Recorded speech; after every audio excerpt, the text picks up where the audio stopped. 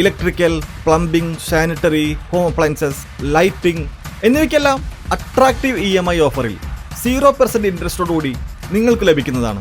ഇപ്പോൾ നിങ്ങൾക്ക് മനസ്സിലാവും ഞാൻ എന്തുകൊണ്ടാണ് മേൽക്കോ ചൂസ് ചെയ്തതെന്ന്. ഇനി നിങ്ങളും എന്നെ പോലെ മേൽക്കോയിൽ വിസിറ്റ് ചെയ്യൂ, നിങ്ങളുടെ ഡ്രീം ഹോം റിയാലിറ്റിയാക്കൂ.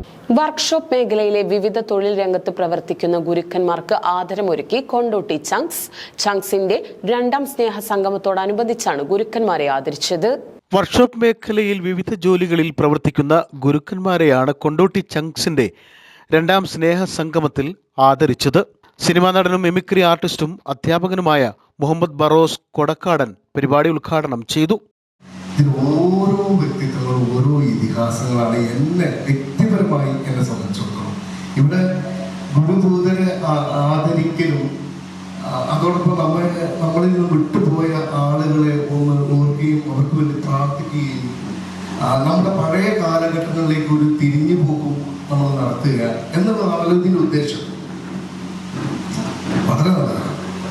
കാരണം നമ്മുടെ ഈ ഭൂതകാലത്തിൽ നിന്നും ചരിത്രത്തിൽ നിന്നും പാഠം ഉൾക്കൊണ്ടാണ് ഭാവിയിലേക്ക് പോകേണ്ടത്. അവനെ ശക്തി ഉണ്ടാവുള്ളൂ. നമ്മുടെ പഴയ കാലഘട്ടം അറിയണം.